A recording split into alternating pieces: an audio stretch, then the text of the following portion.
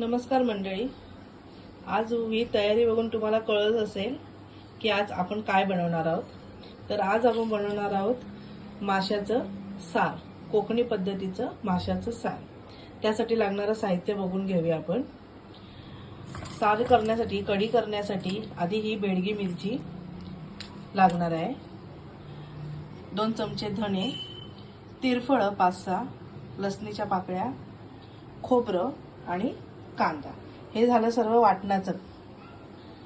आणि फोडणीसाठी लागणार आहे कांदा, लसूण आणि कढीपत्ता. आणि ही सुरमई मच्छी मी छानपैकी स्वच्छ धुवून ठेवलेली आहे. चला तर मग आता आपण सुरुवात करूया. सर्वात आधी आपण मिरची, धणे, लसूण आणि तिरफळ हे मिक्सरला बारीक करून घेऊया.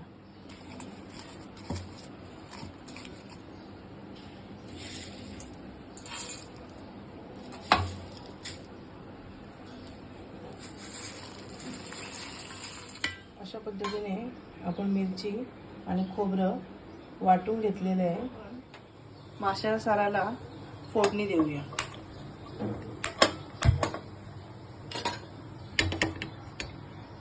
तूप तापत ठेवलंय मी. आता आपण यात तेल घालूया.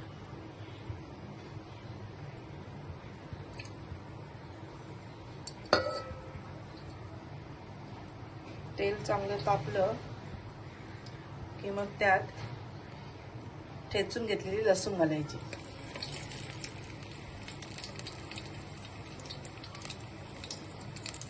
लसूण चांगली भाजून घ्यायची. लसूण छान भाजून झाली आहे. आता त्यात कढीपत्ता आणि थोडासा कांदा कापलेला टाकला. ते परतून घेऊया.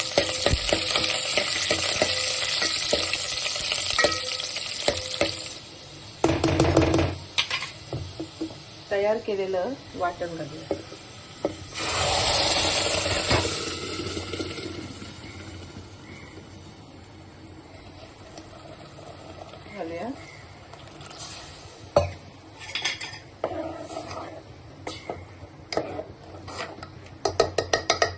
कांदा धुवून चांगलं त्यात ओतूया. हे मी एवढं पातळ केलेलं आहे. एवढं पातळ ठीक आहे. आता याला रंगही छान आलाय बघा.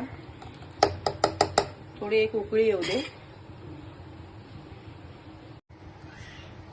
आता यात 7-8 आमसुलं घालूया. आमसुलाशिवाय आंबटपणा येणार नाही. मीठ घालूया चवीनुसार.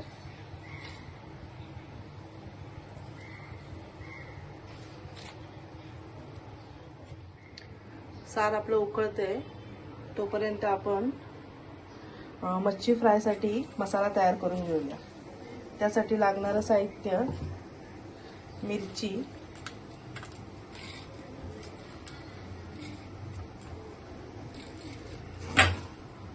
कोथिंबीर,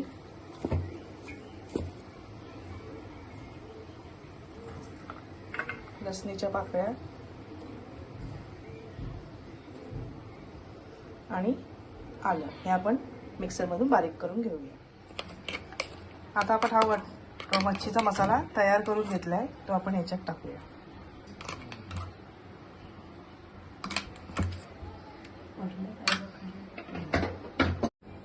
मसाला घालून झालाय. त्यात थोडीशी हळद. मगाशीच मी सर्व मच्छी धुवून त्यात लिंबू आणि मीठ लावून ठेवलेलं होतं. आता हे सगळं व्यवस्थित एकजीव करूया. याला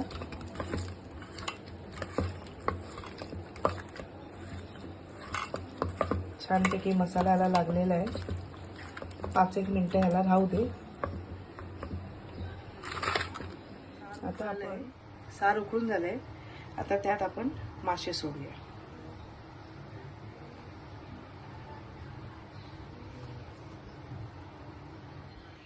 आता आपण मच्छी फ्रायची तयारी करूया.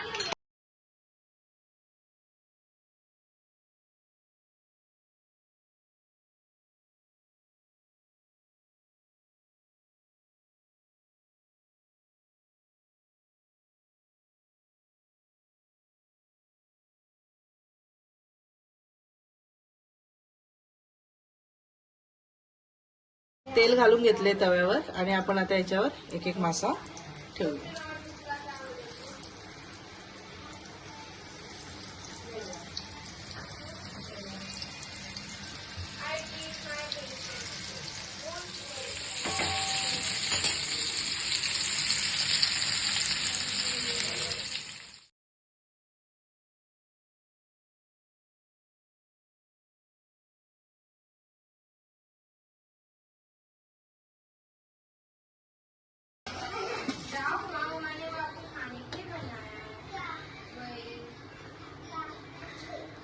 गरमागरम माशाची कढी सार तयार आहे.